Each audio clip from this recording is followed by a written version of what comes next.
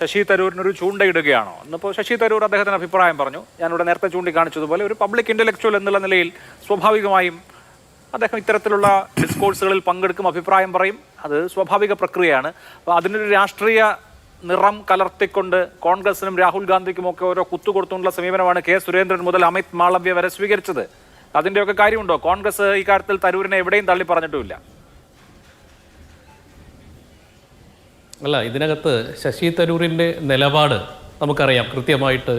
ഈ റെയ്സിന ചർച്ചയുമായി ബന്ധപ്പെട്ട് അദ്ദേഹം നടത്തിയ പ്രസ്താവന, ആ പ്രസ്താവനയുമായി ബന്ധപ്പെട്ട് അദ്ദേഹത്തിൻ്റെ നിലപാട് രാജ്യത്തിന് അനുകൂലമായ നിലപാട് എന്നുള്ളതാണ് കെ സുരേന്ദ്രൻ പറഞ്ഞത്. ശശി തരൂർ വളരെ സത്യസന്ധമായിട്ടും അതോടൊപ്പം തന്നെ നിഷ്പക്ഷവുമായിട്ട് രാജ്യവിരുദ്ധ ഇത്തരത്തിലുള്ള വേദികളെ പൊതുവെ രാജ്യവിരുദ്ധതയുടെ വേദികളാക്കാനുള്ള ഒരു അവസരമായിട്ട് പലപ്പോഴും കരുതാറുണ്ട്. പക്ഷേ ഉക്രൈൻ വിഷയത്തിനകത്ത് ഇന്ത്യ നടത്തിയിട്ടുള്ള നിലപാട്, ആ നിലപാട് പ്രത്യേകിച്ച് നരേന്ദ്രമോദി നടത്തിയിട്ടുള്ള ഇടപെടൽ, ആ ഇടപെടൽ അദ്ദേഹത്തിൻ്റെ നിലപാട് തെറ്റായിരുന്നെന്നും നരേന്ദ്രമോദിയുടെ നിലപാടാണ് ശരിയെന്നാണ് അദ്ദേഹത്ത് പറയുന്നത്. അതാണ് നമ്മൾ മനസ്സിലാക്കേണ്ടത്. നമ്മൾ പറയുന്നത് വിശ്വപൗരനായിട്ട് ശശി തരൂരിൻ്റെ പേര് പറയുന്ന സമയത്ത് വിശ്വപൗരൻ ഞാനല്ല, ആദരണീയനായിട്ടുള്ള ഇന്ത്യയുടെ പ്രധാനമന്ത്രിയാണ് വിശ്വപൗരൻ എന്നുള്ള കൃത്യമായിട്ടുള്ളൊരു വ്യക്തതയാണ് ശശി തരൂർ ഇതിനകത്ത് വെക്കുന്നത്. അപ്പോൾ അദ്ദേഹത്തിൻ്റെ നയതന്ത്ര മികവ് ഇവിടെ പരാജയപ്പെടുന്നു എന്നുള്ളതും കൂടി നമ്മൾ മനസ്സിലാക്കണം.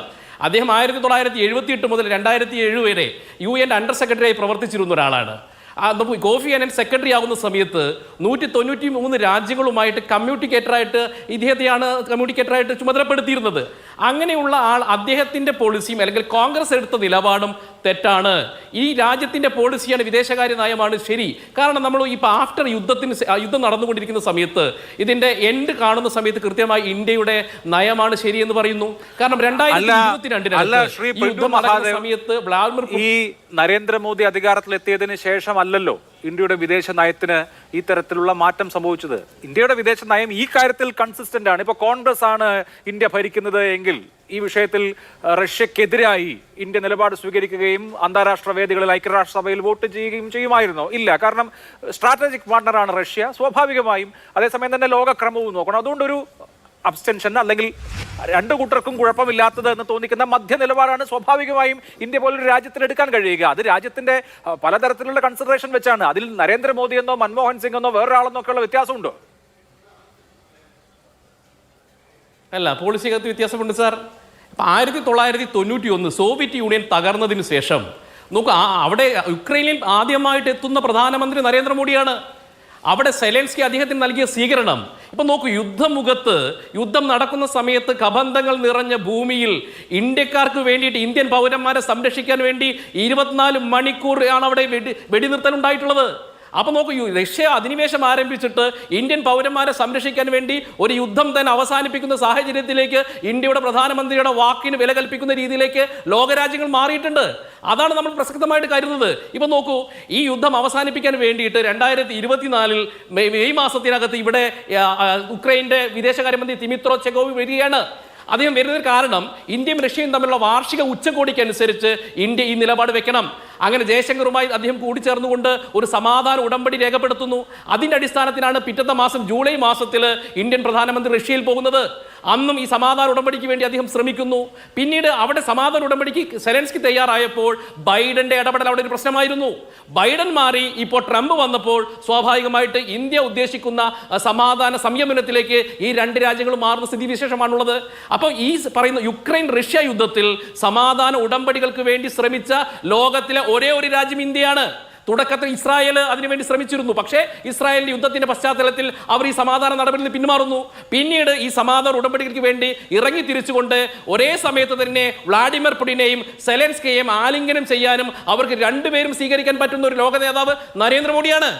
ആ സ്വീകാര്യതയാണല്ലോ, ആ സ്വീകാര്യതയെ കുറിച്ചാണ് ഇവിടെ നമ്മുടെ ആദരണീയനായിട്ടുള്ള ശശി തരൂർ പറയുന്നത്. അദ്ദേഹത്തിന്റെ ഒരു മോഹഭംഗമാണെന്നോ അല്ലെങ്കിൽ BJP ശ്രീ പ്രിന്റു മഹാദേവ്, അത് ഇന്ത്യയുടെ, ഞാൻ പറയുന്നത് തുടർ എന്ന് നമുക്ക് വിശേഷിപ്പിക്കാൻ കഴിയുന്ന ഫോറിൻ പോളിസി ആണല്ലോ.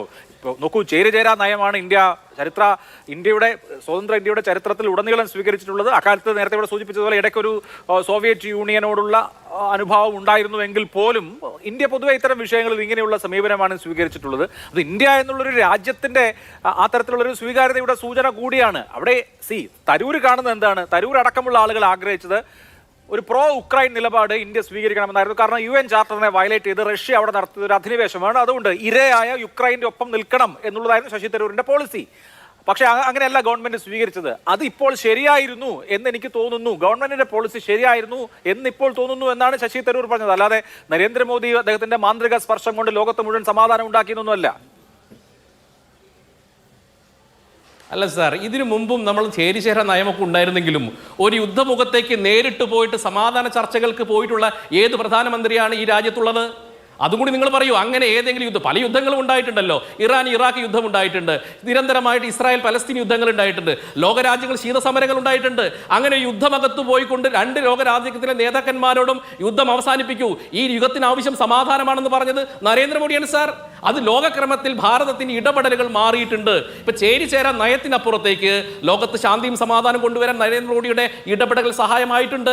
അതിനെയാണ് പ്രകീർത്തിക്കുന്നത്. അദ്ദേഹം 30 വർഷമായിട്ടൊരു നയതന്ത്രജ്ഞനാണ്. അപ്പൊ ഇന്ത്യയുടെ പോളിസി ഇപ്പൊ സോറോസിനെ പോലെയുള്ള ആളുകളിൽ നിന്ന് പണം മേടിച്ചുകൊണ്ട് പ്രതിപക്ഷം വന്ന് നമ്മൾ റഷ്യയിൽ നിന്ന് നമ്മൾ ഇറക്കാൻ പാടില്ല, നമ്മൾ ക്രൂഡ് ഓയിൽ ഇറക്കാൻ പാടില്ല എന്ന് വലിയ ശക്തമായ നിലപാട് പാർലമെന്റിനകത്ത് എടുത്തിരുന്നു. അങ്ങനെ എടുക്കുകയായിരുന്നെങ്കിൽ അതിന്റെ ആഫ്റ്റർ എഫക്റ്റ് എന്താകുമായിരുന്നു? ഇപ്പൊ നോക്കൂ, അതിന് തക്കം പാർത്തിരുന്ന മറ്റൊരു രാജ്യം നമ്മുടെ ബഹുരാഷ്ട്ര മണ്ഡലത്തിൽ ചൈനയായിരുന്നു. പക്ഷെ ചൈന ഇപ്പൊ കമ്മ്യൂണിസ്റ്റുകാർ, നിങ്ങളും ശ്രദ്ധിച്ചോ, നിങ്ങൾ ഇതിലെ രാഷ്ട്രീയ നിരീക്ഷണം നടന്ന സമയത്ത് ഇവിടുത്തെ കമ്മ്യൂണിസ്റ്റുകാർ ഈ യുദ്ധത്തിനെതിരെ സംസാരിക്കുന്നില്ല. ഒരക്ഷരം പോലും. ഇപ്പോൾ ഈ പലസ്തീൻ യുദ്ധത്തെക്കുറിച്ച് പറയുന്നുണ്ട്, അഫ്ഗാൻ യുദ്ധത്തെക്കുറിച്ച് പറയുന്നുണ്ട്. ഇവിടെ ആരെങ്കിലും കമ്മ്യൂണിസ്റ്റുകാർ ഈ കേരളത്തിൽ ഈ പറയുന്ന യുദ്ധത്തെക്കുറിച്ച് ഒരു അക്ഷരം പറയുന്നില്ല. കാരണം എന്താണ്? ഈ റഷ്യയ്ക്ക് അനുകൂലമായ നിലപാടാണ് ചൈന എടുത്തിരിക്കുന്നത്. അപ്പൊ റഷ്യയും ചൈനയും ഒരു സഖ്യത്തിന്റെ ഭാഗമായി നിൽക്കുന്ന സമയത്ത് ശക്തമായിട്ട് റഷ്യക്കെതിരായിട്ടുള്ള നിലപാടെടുക്കുന്നത് രാഷ്ട്രീയപരമായ മണ്ടത്തരമാണ്. ഇത് തിരിച്ചറിഞ്ഞ നരേന്ദ്രമോദി റഷ്യക്കൊപ്പം നിൽക്കുന്നു. കാരണം ഇന്ത്യയുടെ വ്യാവസായിക വളർച്ചയായിക്കോട്ടെ, യുദ്ധ വളർച്ചയായിക്കോട്ടെ, അവിടെയൊക്കെ റഷ്യയുടെ പങ്ക് അങ്ങ് സൂചിപ്പിച്ചതുപോലെ വളരെ വലുതാണ്. ഇപ്പൊ 2021 2% ക്രൂഡ് ഓയിലാണ് റഷ്യയിൽ നിന്ന് ഇറക്കുമതി ചെയ്യുന്നെങ്കിൽ ഇപ്പൊ 44% ക്രൂഡ് ഓയിൽ നമ്മളാണ് ഇറക്കുമതി ചെയ്യുന്നത്.